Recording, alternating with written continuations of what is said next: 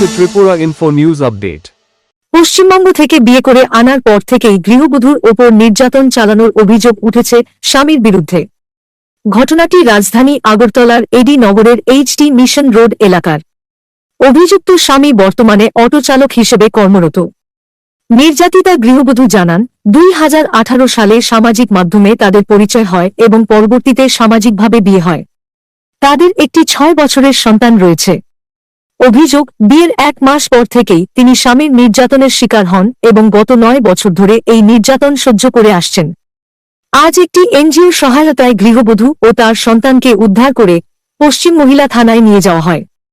এখানে কেউ নেই এরকম বলাতে আমি এখন ভাবি যে অনেক সহ্য করার পর আমি আজকে এখানে ম্যাডামদের কাছে অনেক কৃতজ্ঞ যে ম্যাডামরা আমাকে এরকম সাহায্য করেছে, অনেক কৃতজ্ঞ। আপনি কতদিন ধরে আপনাকে এই নির্যাতন করছেন? বিয়ের 1 মাস পর থেকেই মাঝে মাঝে ওর মাথায় রাগ ওঠে আর এরকম ভাবে মারে।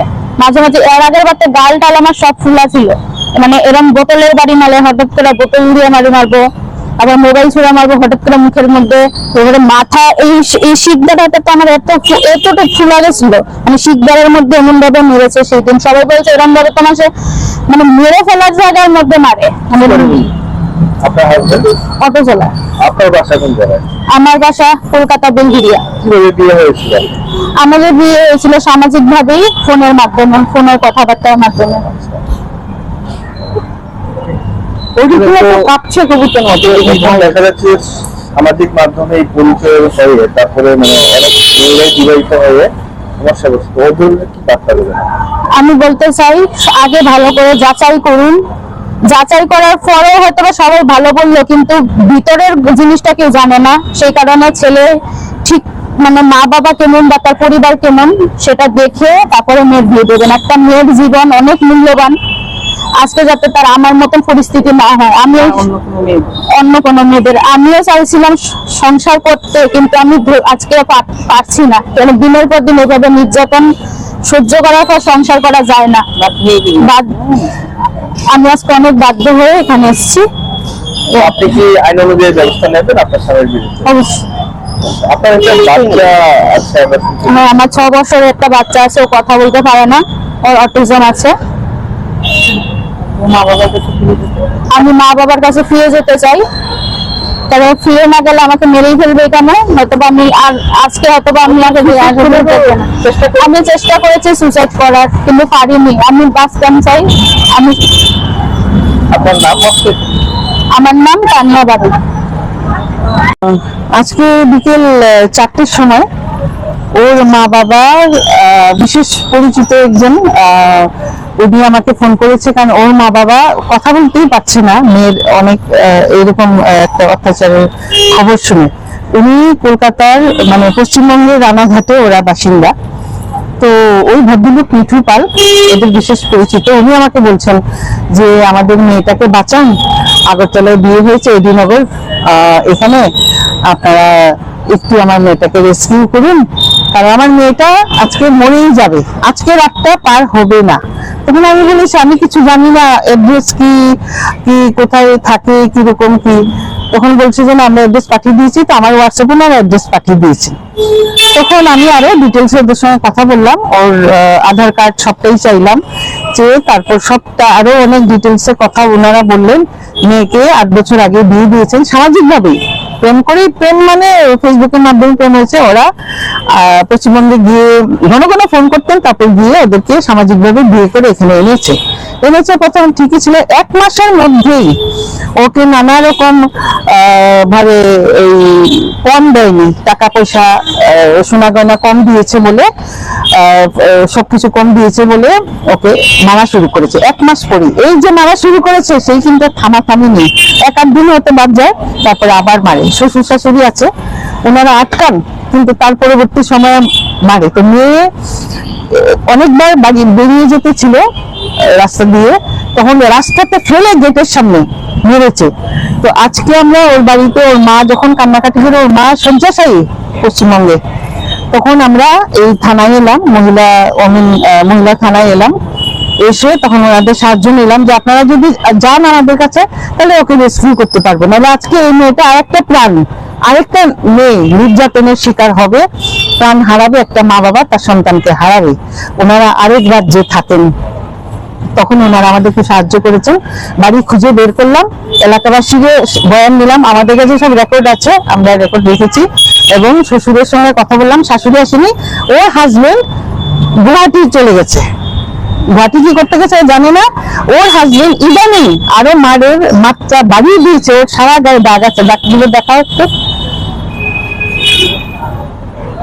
আচ্ছা ঠিক আছে, আপনি বলুন। এই যে দাগ আরো আছে গায়ে, এগুলো দেখানো যাবে না। এমন ভাবে মেরেছে, ও ফেসবুকে একটা মহিলার সঙ্গে ইলিসিট একটা রিলেশন, অবৈধ সম্পর্ক আছে, এবং মহিলাটা ও দেখেছে ফেসবুক লুকিয়ে। কি নাম? আরতি দেবনাথ, জিবিতে সিকিউরিটি গার্ডের কাজ করে। যাই হোক, তখন ও এই নিয়ে প্রতিবাদ যখন করে, ওর মারের মাত্রা আরো বাড়িয়ে দিয়েছে। তারপরে ওকে টেনে হিচড়ে বাইরে বের করে ওর ব্লাউজ দিয়ে, গলার ফাঁস দিয়ে ওকে মারতে ছিল। এলাকার বাসিন্দারা আমাদের বলেছে আজকে মেয়েটা ওর হাজবেন্ড গলা যখন ভাজবে কেউ জানে না, মানে ঘরের ভিতরে এটা করেছিল। আর ঘরের ভেতরে ঘরের ভিতরে আর ঘরের ভিতরে মাথা টাথা সবকিছু মেরেছে, এটা সবাই জানে। আর বাইরে গিয়ে এই হাতের দাগ, পিঠের দাগ, তারপরে লাঠি দিয়ে ফেলে দিয়েছে, এটা সবাই দেখেছে। তারপর ও উঠে এলো, তো এলাকাবাসী আটকেছে, ওর শ্বশুর শাশুড়ি আটকেছে, কিন্তু ওকে মুখ খুলতে দেয়নি। ও আইনের সাহায্য নিতে মনে ইচ্ছে হয়েছিল, কিন্তু ও একটু ভয় পেয়ে পাচ্ছে। সাংঘাতিক, আপনারা এখনই দেখতে পাচ্ছেন। আমরা যখন ওর বাড়িতে আজকে গেলাম, ফাঁকা বাড়ি, তো আমরা ওনারা গেছেন মহিলারা অনেকে, ও কবিতার মতো কাঁদছিল। তখন বললাম, আমরা তুমি কি যেতে চাও? কারণ ও যদি আজকে আসতে না চায়, তাহলে আমরা আনতে পারবো না। আইনের কতগুলো ব্যাপার আছে, আইন হাতে নেওয়া যায় না। ওকে আজকে ও আসতে চেয়েছে, ম্যাডাম আমাকে বাঁচান, আমি আজকে রাত বলে রাতটা পার হবে না, আচ্ছা আমি আর বাঁচতে চাই না, আমি নিজেকে শেষ করে দেবো। ওর মা এদিকে ঘন ঘন ফোন করে বলছে আমার মেয়েকে রক্ষা করুন। তো আমরা এলাম, আমিও সোশ্যাল ওয়ার্কার, আমাদের এও আছে সোশ্যাল ওয়ার্কার, আমাদের সবাই আমরা এই কাজই করি। তো আজকে একটি মেয়েকে আমরা পত্রিকা খুলে, কাগজে, নিউজে সবসময় দেখি প্রচুর নারী নির্যাতন হচ্ছে, নারীদের মেরে ঝুলিয়ে রেখা যাচ্ছে। একটি মেয়েকে আমরা রেস্কিউ করতে পেরেছি, বাঁচাতে পেরেছি, সেটা আমি আমার নিজেকে মহান কিছু ভাবছি না, কিন্তু একটা মা বাবাকে তার সন্তানকে ফিরিয়ে দিয়েছি। এবং মেয়েটাকে আমি ওর একটা নতুন জীবন যাতে করতে পারে, আবার শুরু করতে পারে, সেই আশা রেখে ওকে ওর মা বাবার কাছে কাল আমরা, ওর আত্মীয় স্বজনরা টিকিট পাঠাবে প্লেনের, ওকে আমরা কলকাতা পাঠিয়ে দেবো। আজ রাতটা ওকে আমার বাড়িতেই রাখবো, কালকে পাঠিয়ে দেবো। তাহলে নির্যাতন প্রতিরোধ কমিটি, এইটা ঠিক আমরা প্রচারটা সেরকম করি না, কিন্তু আমরা অনেক মানে নিঃশব্দে আমরা এইসব কাজ করে চলি। রাত বিয়েতে যেখানেই যে ডাকে আমরা যাই, তবে থানার মাধ্যমেই আমরা, থানার সাহায্য নিয়ে আমরা এই কাজ করি। আজকে আপনারা এটাই সবার কাছে এই খবর পৌঁছে দিন যে নারী নির্যাতন কিভাবে যে করছে, এবং এক একটা মহিলা কিভাবে নিজের প্রাণকে সংশয়ে মানে নিজের প্রাণ দিতে হচ্ছে, কত মা বাবা তার সন্তানদের হারাচ্ছে। একটা স্বামীর হাতে, একটা ছেলের কাছে মেয়েরা জীবন দিয়ে এই সংসারে চলে আসে। আমাদের হিন্দু রীতিনীতি নিয়ম অনুযায়ী এই সংসারেই ওর নিজে সংসার করে ভাবে। এই সংসার যদি সুরক্ষিত না থাকে, মেয়েরা কোথায় যাবে? আচ্ছা, এই যে ওনার যে হাজবেন্ড, ওনার বিরুদ্ধে কোনো আপনারা অবশ্যই নেব। আজকে ওর বয়ান এখনই আমরা থানাতে সবকিছু লেখাবো, লিখে ও কলকাতা চলে যাবে, আর মামলা করতে ওইখানেও করা যাবে, অসুবিধা নেই। আমরা এখানে সবকিছু ব্যবস্থা করব, ছাড় দেব না। ওনার যাতে মানে আইনের শাসনটা উনি পায়, সেই ব্যবস্থাটা আপনার, আইনের সহযোগিতা যাতে পায়, সহযোগিতায় ওরা যাতে শাস্তি পায়, সেটাই আমাদের মূল উদ্দেশ্য। যদি আজকে ওরা দৃষ্টান্তমূলক শাস্তি ওদেরকে আইন যদি না দিতে পারে, তাহলে সমাজে এদের মতো অনেক অত্যাচারী পরিবার আরো সাহস পেয়ে যাবে, আরো নির্যাতন বাড়িয়ে দেবে মহিলাদের উপর, গৃহবধূদের উপর। আর কত নারীরা নির্যাতন সহ্য করবে বলুন? আমরা একজনকে পেরেছি, এরকম আমরা একজন আরো অনেক করেছি, অনেক গুলো আমরা খবরে দিতে পারি না। আমি একজন সমাজসেবিকা, আমি স্টেট লিগাল সার্ভিস অথরিটির ওমেন্সেলের মেম্বার ছিলাম, সুরভি তালুকদার। আমাদের সুপ্রিয়া দেবনাথ, উত্তম দেব, ও আমাদের খুব হেল্প করে। আমাদের আরো অনেক মহিলারা আছেন, মহিলা থানার আধিকারিকরা আমাদের খুব সাহায্য করেছে। ঠিক আছে।